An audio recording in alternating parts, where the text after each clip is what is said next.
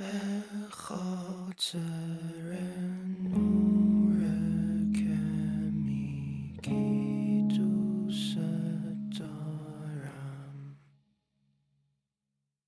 تغییر یه مکس کوتاه باید ادامه داد.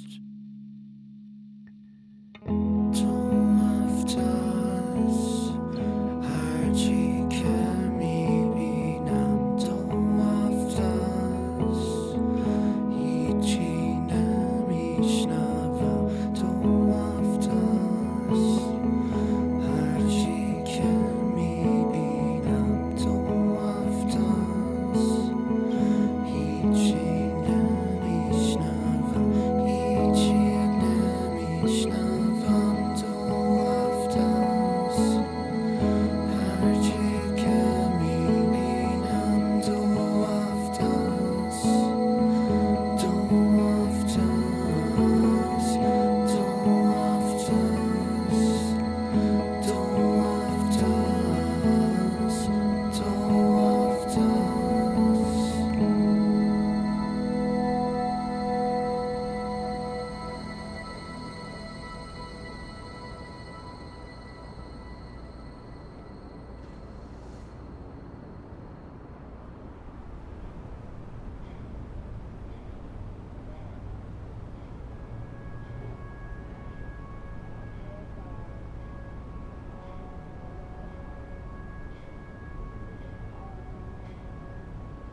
کجا بودی؟ اومدم نبودی. میخوای از من فرار کنی؟ قول داده بودی خونه منتظرم بمونی. رفته بودی دنبال نامه هات. امیدوارم هنوز بازشون نکرده باشی. برگرد بذارشون تو صندوق باشه؟ ولی مواظب باش که هیچکی نبینتت.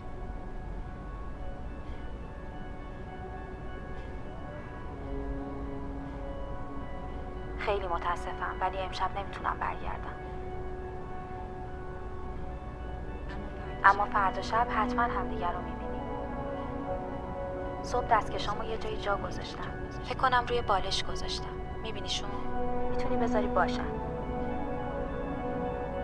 دوست دارم فکر کنم روی انگشتای من میخوابی. خب ببین، پسر خوبی باش و سعی کن امشب زود بخوابی و به خصوص سعی نکن برای بار دومی پیغام گوش کنی. باشه؟ قول میدی؟ بهم بگو که قول میدی. بلند که صداتو بشنوم. بلندتر. هیچی نمیشنوم.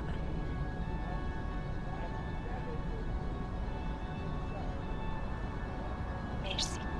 بهت اعتماد میکنم. محکم میبوسمت. تا فردا. یادت نره بری نامه ها رو تو صندوق بذاری یا باشه؟ من مال تو هم. با تو هم. حتی همین الان. باشه؟ پس تا فردا. هنوز این مشکل رو داریم. تو دوست داری چیزایی که میدونی رو بشنوی، من دوست ندارم چیزایی که مشخصه رو بگم. یادت میگفتم میخوام کسی رو پیدا کنم که بتونم باش تنها باشم، که وقتی پیشم احساس نکنم حضورش. من خیلی تنهاتر از وقتی که تنها بودم. فکر نمی‌کردم بعد از این همه مدت هنوزم نخوای با هم حرف بزنی. چرا تلفن رو قطع کردی؟ هر وقت فکر کردی میتونی حرف بزنی زنگ بزن.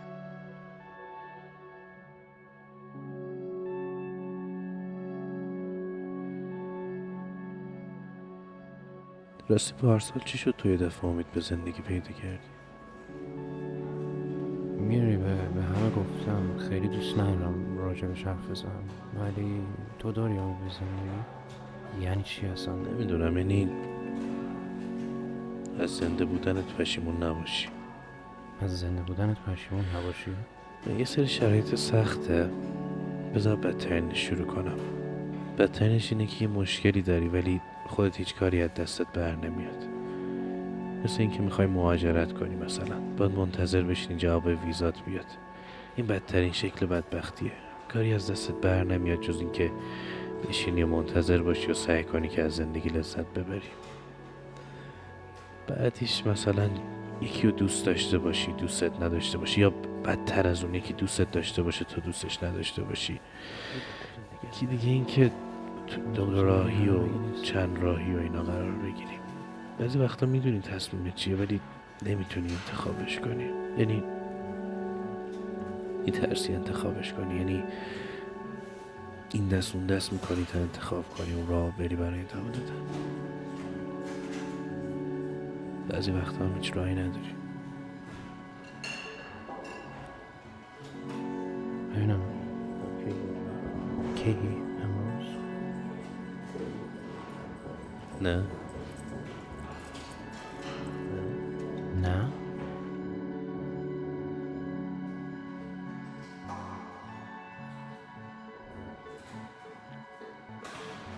آبا برگشت. شالی هم راحت.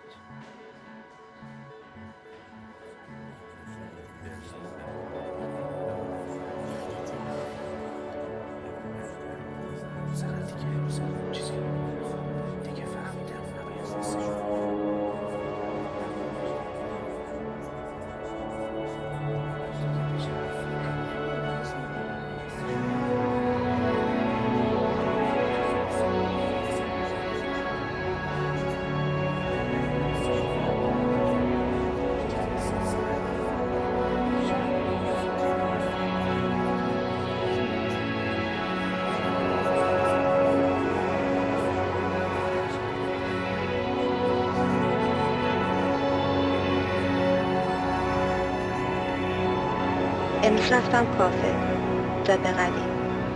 هوا بد نبود. قهوه‌مو سفارش دادم و شروع کردم به فکر کردن.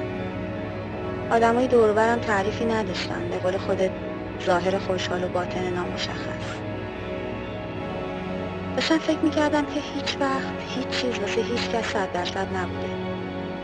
بعضی وقتا به خاطر خودمون، بعضی وقتا بقیه.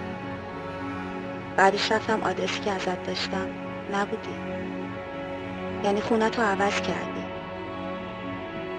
نگرانتم.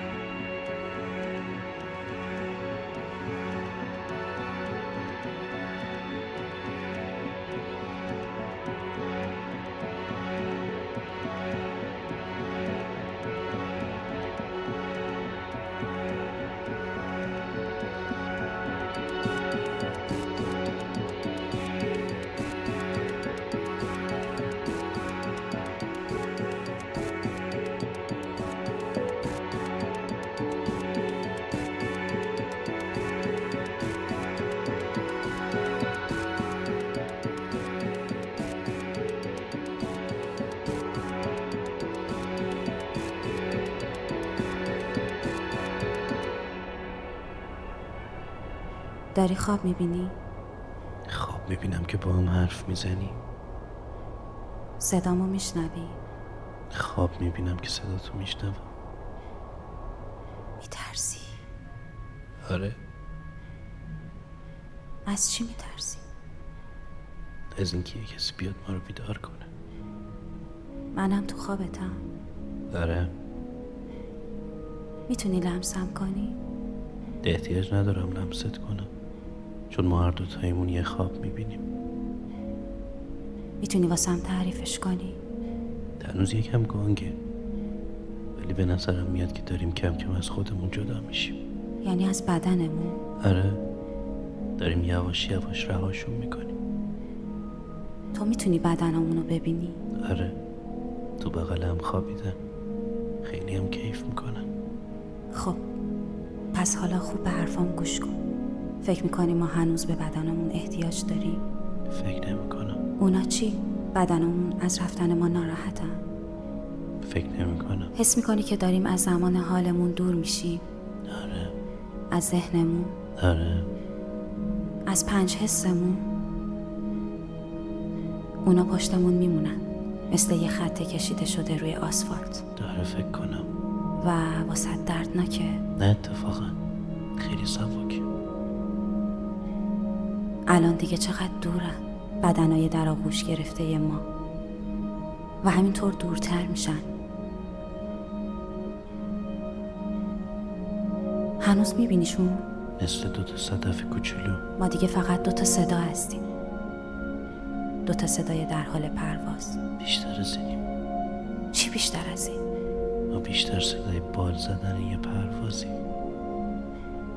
ما داریم بالای خودمون پرواز میکنیم، مگه نه؟ بیشتر از این. چی بیشتر از این؟ نمیدونم. داریم بر فراز تمام چیزهایی که احتیاج نداریم پرواز میکنیم. بر فراز دنیا. بر فراز همه چیز. شاید ما مرغ عشق شدیم، دیگه هم هیچ وقت از هم جدا نمیشیم. من احساس میکنم ما 2 بال یه مرغیم. پس عجیبه که ما بازم میتونیم با هم حرف بزنیم. طبیعتاً الان باید یه صدا باشیم. فکر کنم به زودی بشیم. تو منو میشنوی؟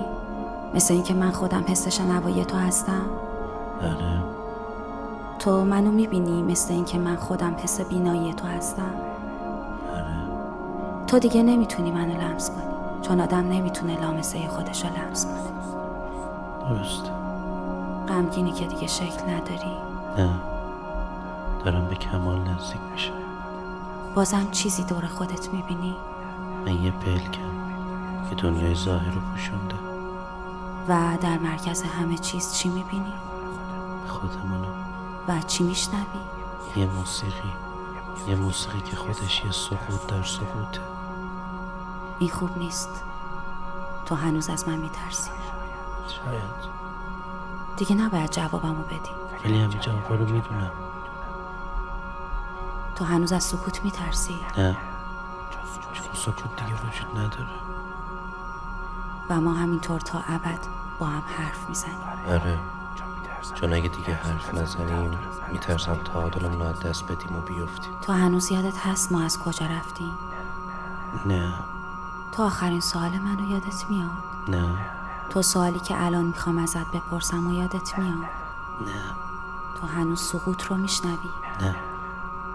تو چقدر بین آخرین سوالم و جوابت وقت گذاشتی؟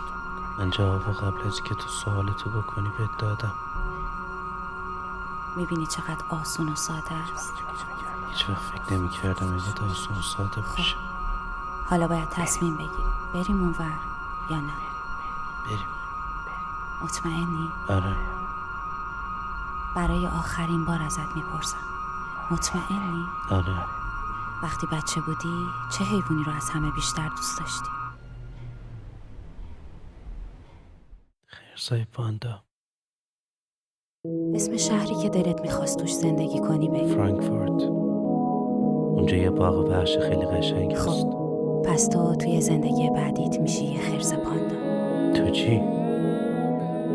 منم میام فرانکفورت دیدنت.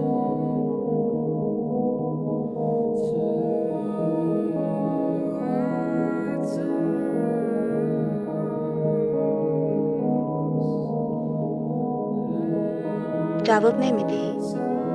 دوباره رفتی تو غارت؟ از چی داری فرار میکنی؟ شاید فکر کنی خواب زمستونی آرومت میکنه.